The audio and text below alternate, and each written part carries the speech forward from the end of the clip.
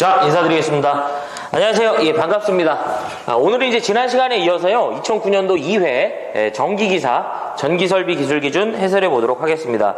역시 뭘 보고요, 뭘 버려야 될지 한번 이제 결정해 보자고요. 자, 81번. 특고압 옥내 이제 전기설비를 시설할 때 사용전압은 일반적인 경우 몇 킬로볼트 이하인가? 단 케이블 트레이 공사를 제외한답니다. 자, 81번인데요. 요 81번은 전압에 따른 이렇게 좀 정리해드렸어요. 전압에 따른 옥내 배선의 전압에 따른 옥내 배선의 가능 공사다 라고 좀 보시면 되겠습니다. 자, 그러면 첫 번째가 전압이 고압이 되는 순간, 저압은 이제 좀 이 경우에 따라서 여지가 많고요. 자, 전압이 고압이 되는 순간 할 수 있는 공사는 반드시 애자 공사, 케이블 공사, 그 다음에 케이블 트레이 공사가 가능합니다. 하지만 이제 두 번째가요, 전압이 특고압이 되는 순간 무조건 다 할 수 있는 건 아니고요. 전압은 특고압은 100kV 이하에서만 허용을 합니다.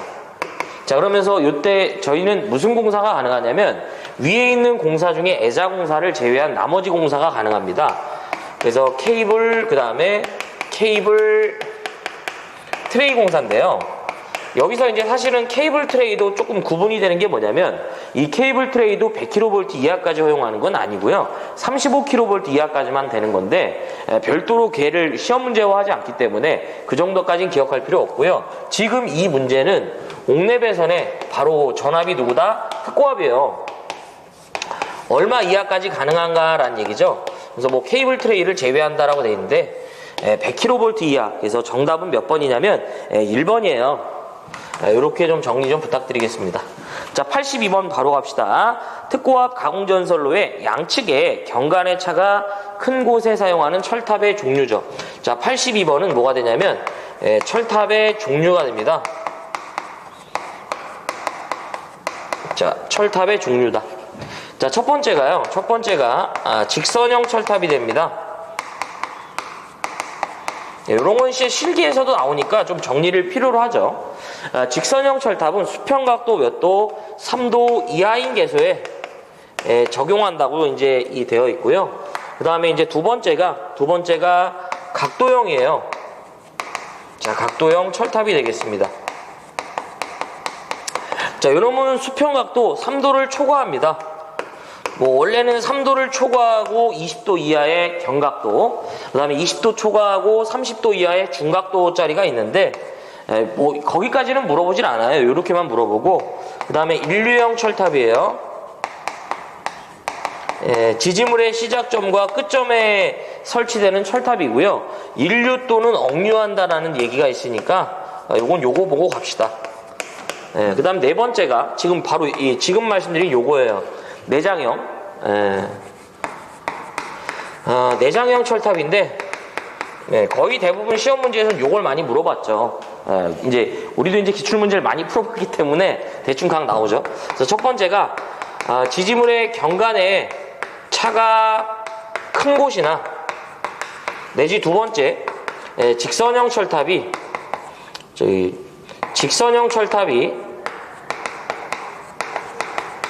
연속하여 10기 이상 시 10기 이하마다 1기씩 건설합니다. 그 다음에 세 번째가 불평형 또는 불평균이라고 그래요. 불평형 장력이 막 지나치게 가해진다, 뭐 이런 얘기. 그 다음에 다섯 번째가 종류 정도는 알고 계세요. 보강형 철탑. 그래서 이 전선로의 뭐 직선 부분을 보강한다고 하는데, 이 종류에 대해서 쓰라는 문제가 있고요. 5개. 얘는 뭐 별도로 이제 물어본 게 없기 때문에 이제 따로 설명 안 드리는 거죠. 그래서 지금 문제에서는 철탑의 종류가 되고요. 지지물의 경관의 차가 큰 곳이죠. 바로 뭐가 된다? 내장형 철탑이 되겠네요. 그래서 정답은 몇 번이냐면 1번이에요. 네, 이런 문제는 반드시 맞춰야죠. 자, 그 다음에 83번. 이런 건 버려요. 83번은 제가 별도로 이제 해설해 드리진 않지만, 특고압 가공전선이 이제 22,900V 이 가공전선이 삭도와 1차 접근 상태로 시설될 경우에 이격거리인데요. 이때 이제 뭐 나전선일 땐 2, 표준이라고 하는데 나전선이에요. 그 다음에 전연전선일 땐 1, 그 다음 케이블일 땐 0.5인데요. 이거는 제가 이제 욕심이 없습니다. 4번 가고요. 자, 바로 넘어가겠습니다. 84번. 플로어 덕트가 돼요. 무슨 덕트? 플로어 덕트가 되는데, 요거는 이제 하나만 기억하시면 될 것 같아요. 예전에 이제 그 강판 두께라는 게 있었는데, 이제 하나만 기억하면 됩니다. 자, 일단 플로어 덕트인데, 요건 이제 이 덕트가 바닥에 매입된다고 보시면 돼요. 그래서 얘는 일단은 우리가 접지를 하고요. 혹여 문제를 물어본다면, 요 놈은 이제 그 좀 시설 규정이 관이랑 조금 비슷해 갖고요. 거기 보면 이제 첫 번째 요거 하나만 기억하면 돼요.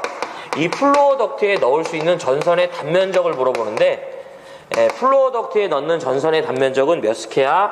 10스퀘어 이하가 돼야 됩니다. 그래서 지금 문제가 바로 이거고요. 플로어 덕트 공사에서 저와 복내 배선 시 단선을 사용해도 되는 그 전선의 굵기죠. 그래서 우리가 관공사 때 제가 전선은 연선인데 다음의 경우 그러하지 않는다라고 하면서 전선의 단면적 10스퀘어 이하, 이거 이제 단선을 얘기하는 겁니다. 그래서 정답은 몇 번이냐면 바로 4번이죠. 이 규정이 플로어 덕트의 이제 그 관공사의 규정이랑 이 플로어 덕트의 요 규정이 똑같습니다. 그래서 정답은 4번. 플로어 덕트는 저거 하나만 보시면 돼요. 자, 85번 보겠습니다. 폭발성 또는 연소성 가스가 침입할 우려가 있는 지중함을 설치할 경우에 지중함의 크기를 물어봤고요. 자, 요거는 85번은 지중해 시설되는 지중함에 뭐가 된다? 시설 기준이 됩니다. 요건 세 가지 정도만 이제 보시면 될 것 같아요. 그래서 첫 번째가 별도의 조명 및 세척 장치가 불필요합니다. 그 다음에 크기를 물어봐. 크기. 그냥 요 크기를 물어보면 그냥 1m 3승만 기억하시면 돼. 근데 원래는 이 1m 3승이 되는 이유가 뭐냐면 크기가 1m 3승 이상의 것은 통풍 장치를 해줘라 이런 얘기인데요. 그것까지 기억할 필요는 없어. 그냥 단지 뭐가 된다? 지중함의 크기를 물어보면 그냥 얼마가 된다? 1m 3승이 되죠. 그래서 정답은 몇 번이다? 2번이 되겠고요. 하나 더 이제 시험 문제에서 정답이 될 수 있는 놈이 누구냐면 물이 고이는 부분이 제거되는 구조여야 돼요. 물이 고이는 부분이 제거될 수 있는 구조. 뭐 요런 얘기를 좀 기억해야 돼요. 물이 고이는 부분이 있어도 무방하다 뭐 이렇게 나오는데 아니죠. 물이 고이는 부분을 제거할 수 있는 구조여야죠. 그래서 요 정도로만 정리하시면 되겠습니다. 자, 그다음에 이제 86번 볼게요. 특고압 지중전선과 지중약전류전선의 접근 또는 교차될 경우에 견고한 내화성 격벽을 시설했다면 두 전선의 이격거리는 몇 cm 이하로 볼 수 있는가? 자, 이거는 제가 이제 좀 지어볼게요. 86번이죠. 86번은 지중전선과 지중전선, 그 다음에 지중전선과 약전류 전선 간의 이격거리가 되겠다라고 보시면 돼요. 자, 좀 지어보자.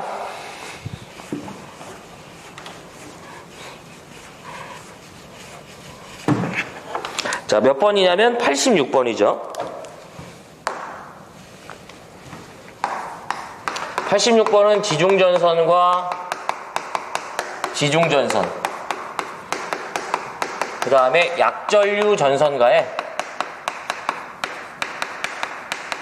이격거리가 되겠습니다. 요거는 일단은 여기에다가 포커스를 잡아주시면 된다라고 계속 말씀드렸던 것 같아요. 그럼 첫 번째가 일례로 저압 지중전선과 그 다음에 고압 지중전선이 접근하고 있다는 얘기예요. 양 전선의 최소는 얼마? 0.15m 이상 이격을 시켜야 된다 이런 얘기예요. 그 다음에 이제 이번에는 저압 또는 이제 고압 지중전선과 바로 누굴 얘기한다? 특고압 지중전선이 접근하고 있다 이거죠. 이때는 기본적으로 얼마? 0.3m를 이격시켜줘야 된다 이런 얘기죠. 그 다음에 그러니까 여기에다가 이제 여러분들 이제 첫 번째가 저 고압을 기억한 다음에 여기다가 요 값의 2배를 하면 특고압이 나오는 거예요. 그 다음에 요 값의 전체 2배를 하면 바로 지중전선과 약전류 전선 간의 이격거리를 물어보는 거예요. 자, 그러면 고압 지중전선과 약전류 전선 간의 이격거리인데요. 요 값의 전체 계산한 값의 2배니까 요 때는 0.3m 이상인데 다만 여기다가 저압이라는 말만 집어여주자라는 얘기예요. 그 다음에 이번에는 이제 특고압 지중전선과 약전류 전선 간의 이격거리인데요. 역시 이 값의 2배를 취해주시면 돼요. 바로 얼마가 된다? 0.6m가 됩니다.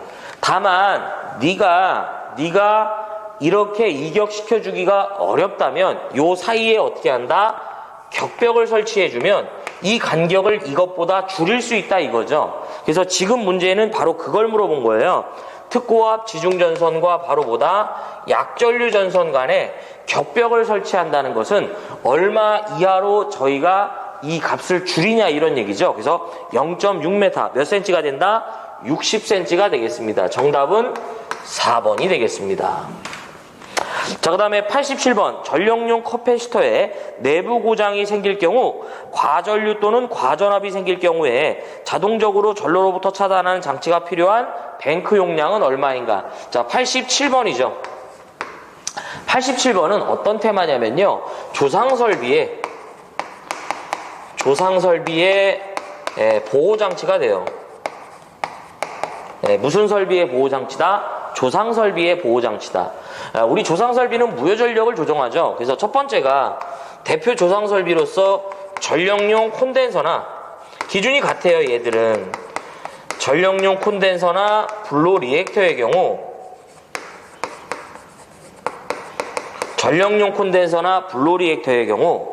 그들의 용량이 500kVA 넘고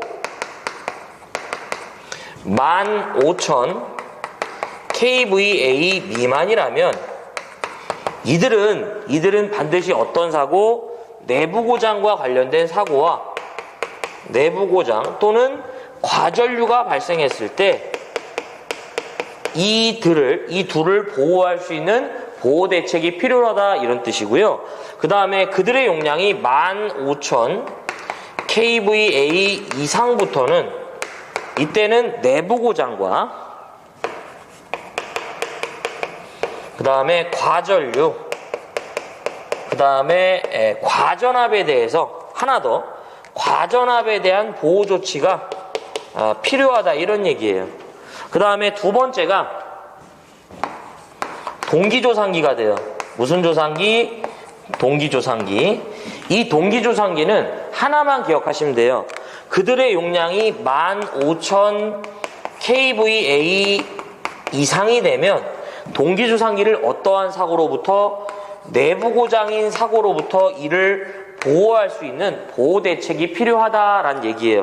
용량만 물어봐요. 그러면 자 보세요. 전력용 커패시터 콘덴서죠. 전력용 콘덴서가 되겠고요. 거기 보면 과전류 또는 과전압까지 보호해야 돼요. 그렇죠? 네. 내부 고장이라는 말도 있던 것 같아요. 그렇죠? 내부 고장이 앞에 있네. 내부 고장, 과전류, 과전압까지 보호하려면 이들의 용량은 얼마 이상이어야 된다? 15,000kVA 이상이 돼야겠죠. 그래서 정답은 몇 번이다? 4번이다. 이런 얘기죠. 이런 얘기다. 자, 그 다음에 88번. 옥내에 시설하는 전동기에 과부하 보호장치를 시설을 생략할 수 없는 경우죠. 네. 자, 88번은요. 전동기 과부하 보호장치 생략 조건을 말해요. 그래서 우리가 실무에서는 이 전동기가 과부하가 되는 거를 이제 보호하기 위해서 두 가지, 이건 시험 문제 안 나와. THR이나 이제 EOCR을 저희가 많이 사용합니다. 그래서 요건 열동 계정기, 요건 전자식 과전류 계정기인데요. 다음의 경우 이제 이들을 설치하지 아니할 수 있다. 뭐 이런 얘기입니다. 첫 번째가 전동기의 출력이 0.2kW 이하의 전동기라면 이들을 설치하지 않을 수 있습니다. 그 다음에 두 번째가 둘 다 단상인데 이건 기억할 필요 없어요. 모터는 단상의 모터이고요. 첫 번째 몇 암페어? 16A 이하의 과전류 차단기로 전동기의 전원측을 보호하는 경우나 또는 20A 이하의 배선용 차단기로 전동기의 전원측을 보호할 경우에는 어떻게 할 수 있다? THR이나 EOCR을 설치하지 아니할 수 있다, 이런 얘기죠.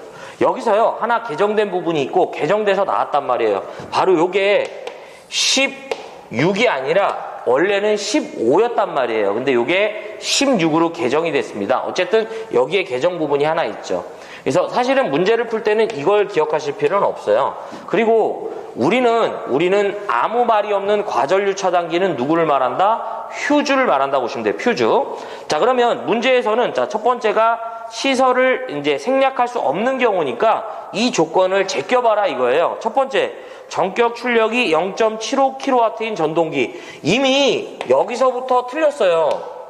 0.75면은 0.1을 한참 넘어진 거잖아. 그러니까 정답은 몇 번이다? 1번이에요. 그 다음에 2번, 전동기의 구조나 그 부하의 성질로 보아 전동기를 손상할 수 있는 과전류의 발생 우려가 없는 거죠. 그 다음에 3번, 전동기가 단상의 것으로 전원 측에 설치된 배선용 차단기가 얼마? 20A인 배선용 차단기죠. 이하라고 했나요? 이하라고도 해줬네. 그 다음에 전동기가 그 전원 측에 설치된 이 과전류 차단기가 얼마? 16A 이하의 것을 설치했다면 생략할 수 있다, 이런 얘기죠. 그래서 88번은 정답이 몇 번이다? 1번이 되겠습니다. 은근 출제 빈도가 높기 때문에요. 꼭 좀 잡아주셔야 돼. 자, 그 다음에 89번이죠. 89번. 자, 89번 보자. 이것도 좀 지워보자.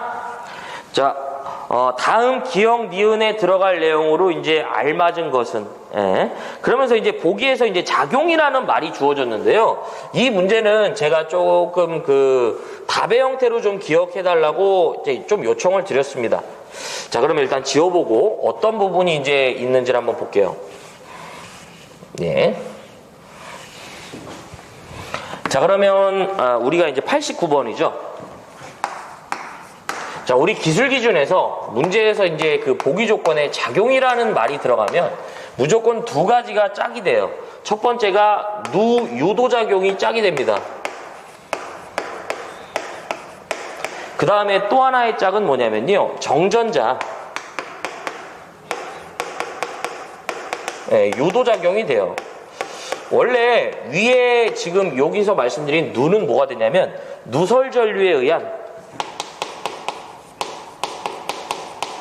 유도작용을 일으키면 안 됩니다. 그래서 지중전선은 지중약전류 전선에 대해서 누설전류에 의한 유도장애를 일으키면 안 되고요.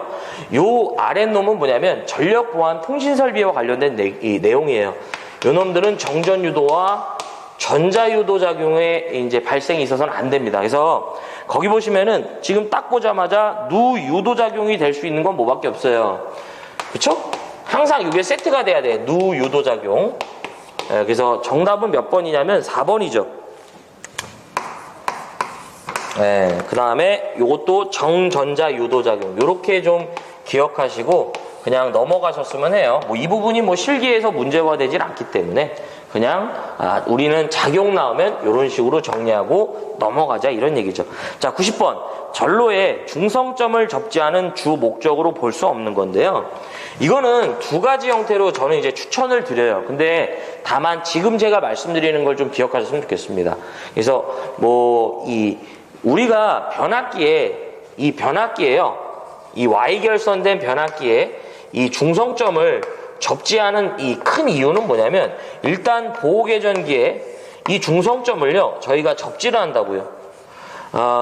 보호개전기의 확실한 동작을 확보하고요, 이상전압을 억제하고 대지전압을 저하한다. 이렇게 정확히 기억하는 것도 하나의 방법이지만, 저는 개인적으로 어떤 식으로 좀 기억하라는 걸 추천드리냐면, 문제에서 접지의 목적을 물어보면 우리가 접지를 하는 결정적인 이유는 하나의 이유 때문입니다. 다 안전과 관련이 있습니다. 그러면 만약에 접지의 목적이 아닌 것을 물어보면, 접지의 목적이 아닌 걸 물어보면 안전과 뭘 찾으면 된다? 거리가 먼 것을 기억하면 됩니다. 대표적으로 이제 어떤 문제가 나오냐면 지금 이 문제의 정답처럼 전선을 절약한다든지, 대표적인 예시를 드는 거예요. 이거는 안전과는 관련이 없고요. 경제성이랑 관련이 있는 겁니다. 두 번째가 손실을 경감한다든지, 이것도 경제성이고요. 그 다음에 역류를 개선한다, 이런 헛소리들이 나오죠. 이런 것들은 전혀 안전과는 무관하죠. 사실은 요거는 다른 쪽에서도 적용해도 돼요. 우리가 외함을 접지, 그러니까 우리가 중성점 접지도 있지만 외함을 접지하는 것도 결론적으로는 안전 때문이죠. 그러니까 꼭 이제 특정 접지의 목적을 개별적으로 외우시는 것도 하나의 방법인데, 이렇게 접지의 목적이 아닌 것 또는 접지의 목적인 것을 물어보면 항상 뭘 기억하자? 안전과 관련돼서 저희가 접지를 하는 거죠. 자, 그럼 보겠습니다. 1번, 전로의 보호장치의 확실한 동작을 확보한대요. 이건 안전과 관련되는 거잖아. 그 다음에 2번, 부하전류의 일부를 대지로 흐르게 함으로써 전선을 절약한다고. 안전과 전혀 관련이 없는 내용이죠. 이 경제성이랑 관련이 있어. 2번이죠. 그 다음에 이상전압업체, 대지전압차 다 똑같은 얘기입니다. 안전과 관련이 있는 내용들이죠. 자, 그 다음에 91번 보겠습니다. 특고압 가공전선로의 그 전선으로 케이블을 사용할 경우 시설로서 옳지 않은 거예요. 자, 91번이 되겠습니다. 가공 케이블의 시설 기준이 되겠다. 예.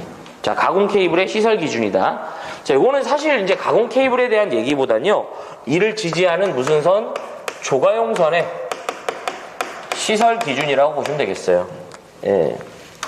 그래서 우리는 이 전선을 웬만하면 가공으로 띄울 때에는 케이블이라는 전선을 거의 선택을 안 하죠. 이유는 뭐냐면, 일단은 너무 불리한 점이 많아요. 그 중에서도 특히 전선을 가선했을 때 이 처짐의 정도가 지나치게 심해진다, 이런 얘기죠. 그래서 저희는 조가선이라는 걸 먼저 이렇게 설치한 후에, 그 다음에 여기에다가 어떻게 한다? 케이블을 설치해 갖고요, 이런 식으로 조가선에다가 케이블을 매달아 주는 거예요. 또는 이렇게 매단다, 이런 얘기죠. 네. 그러면 자, 첫 번째가 행거로 시설한다는 얘기 나오면, 행거로 시설 시 몇 메타 이하마다 지지하냐고 하는데, 요게 행거식이 되겠습니다. 요렇게 잡아주는 게. 예. 그래서 행거로 시설 시 행거와 행거 사이의 간격은 얼마가 된다? 0.5m 이하로 시설합니다. 그 다음에 두 번째가 굵기를 물어보는데요. 그냥 하나만 기억하면 돼.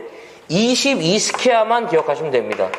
22스퀘어 이상의 아연으로 도금한 강연선을 쓰라고 하는데, 뒤에 말은 기억할 필요가 없어요. 강연선, 강철선 다 똑같은 얘기예요. 그래서 기본적인 철에다가 저희가 아연으로 도금한 전선인데요. 왜 이렇게 해주냐면, 물에 대한 부식의 신뢰성이 굉장히 우수해집니다. 이 조가용선은 피복이 없어요. 그러다 보니까 외부의 습기나 이제 비, 물기 등의 영향을 받기 때문에 부식이 돼서는 안 되겠죠. 그래서 어쨌든 여기서는 그 뒷부분을 갖고 장난친 적이 없기 때문에 굵기만 기억합시다. 그 다음에 세 번째가 혹여 금속 테이프나, 이제 금속 테이프라고만 나올 것 같아요. 이제 같이 기억하자. 철 바인드 지지 시 지지점 간의 거리는 0.2m 이하마다 지지합니다. 이게 이제 테이프가 꼭 금속, 비닐 이렇게 이제 주어지는데, 그래서 이렇게 제가 이제 이렇게 그려드린 거 있죠. 이게 철 바인드예요. 그래서 강선을 이제 이렇게 제가 꽈갖고 벤치로 이렇게 꽈가 이걸 또 이렇게 들어 올리는 거죠. 그래서 이런 식으로 선을 이렇게 지지합니다. 요놈과 요놈, 그 다음에 테이프로 휘감는 거예요. 어쨌든 그 간격이 얼마? 0.2m가 됩니다. 자, 그러면 시설로 옳지 않은 거죠. 1번, 그러니까 케이블은 조가용선의 행거에 의해서 시설할 수가 있어요. 맞는 얘기야.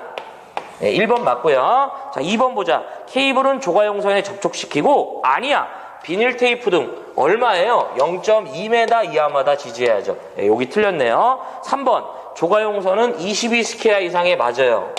아연도금한 강연선이 되고요. 4번 조가용선이 여러분들 요것도 하나 기억하자. 접지를 합니다.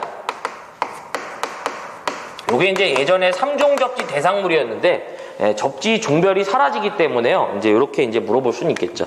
그래서 91번은 정답이 몇 번이냐면 그래서 2번이 잘못됐죠. 수치가. 예.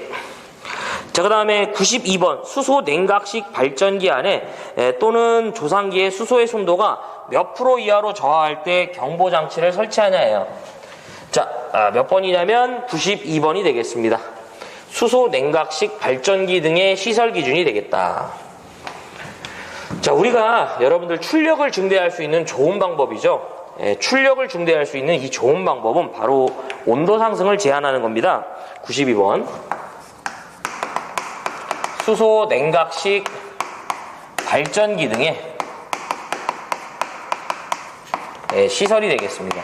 그래서 우리는 냉각 매체로 공기나 수소, 물을 이제 선택을 하는데요. 제일 안 좋은 건 알다시피 이제 공기입니다. 공기. 그래서 이 공기로 할 때는 말 그대로 이제 외부의 공기를 이용해서요. 이제 그 열을 뺏어가는 형태인데요.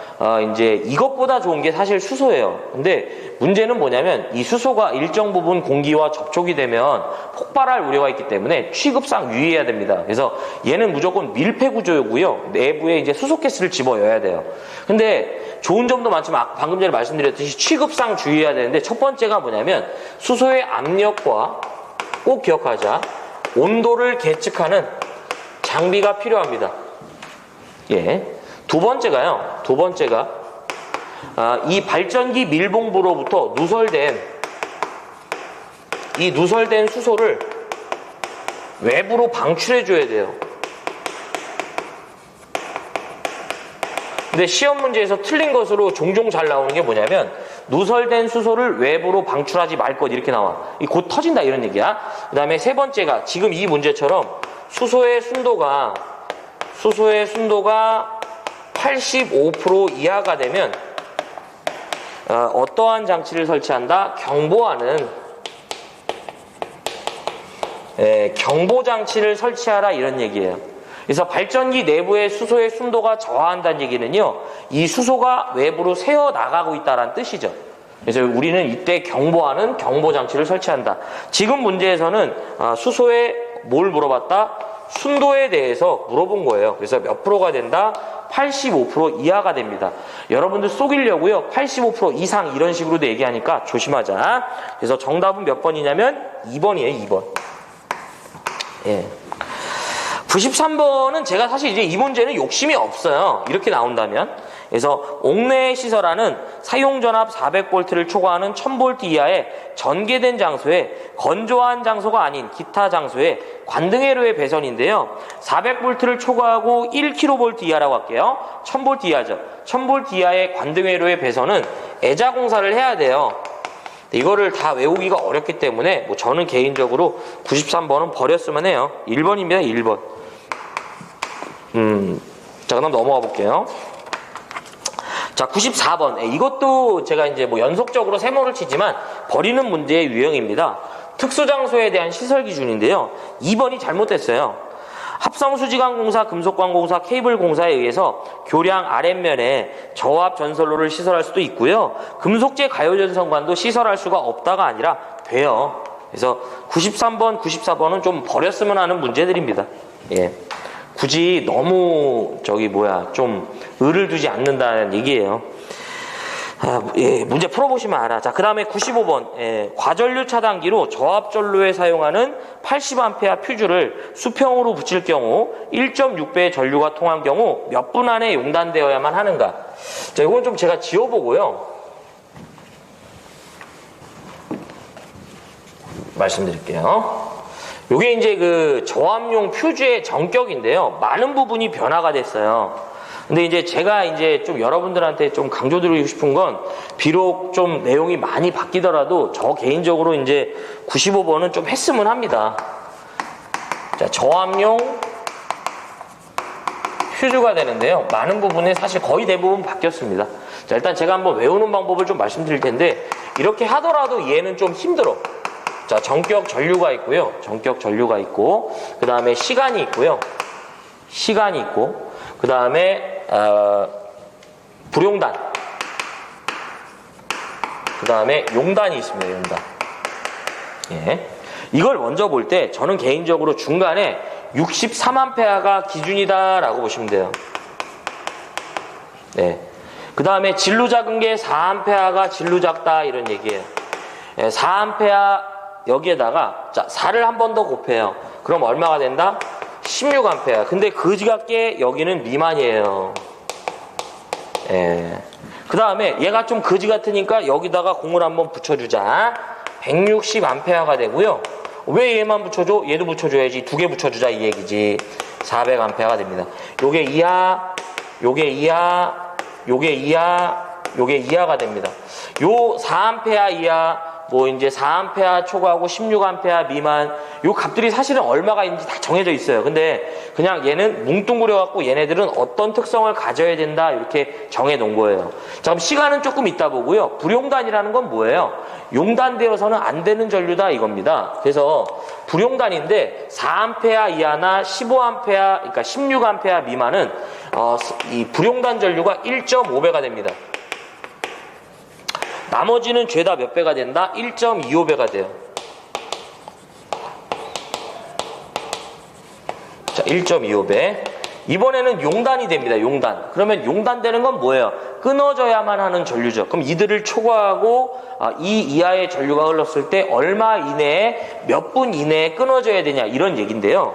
자, 요 놈은 2.1배가 되고요. 요 놈은 1.9배예요. 나머지는 죄다 1.6배가 되겠습니다. 다 바뀌어서요.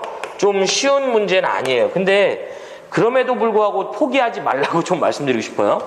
그 다음에 시간인데 자 이거는 좀 한번 제가 볼게요. 여기가 60이니까 여기가 60분이에요. 나머지 위도 죄다 60분이라고 보시면 돼. 근데 밑에 놈들은 60을 한 번씩만 더해요. 그래서 요 놈은 120분. 요 놈은 뭐가 된다? 180분이 되겠습니다. 네, 그래서 표를 한번 완성해 보면 저압용 표준은 이러한 특성을 갖는다라는 걸 알 수 있어요. 예. 400A를 초과하는 건 보는 게 아니에요. 예. 요 400A라는 숫자는 안 바뀌었어요. 그리고 400A를 초과하는 부분은 예전에도 나온 적이 없기 때문에 안 하는 것 뿐입니다. 그래서 400A 이하까지만 여러분들이 잡아주시면 돼요.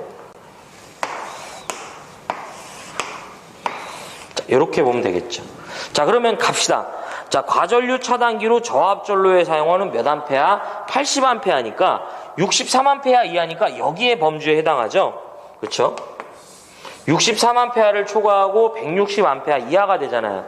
그러면 이제 1.6배의 전류가 흘렀으니까 바로 여기네요. 이거는 뭐예요? 용단 전류가 되는 거죠. 그러면 몇 분 이내에 끊어져야 이제 용단돼야 되는가?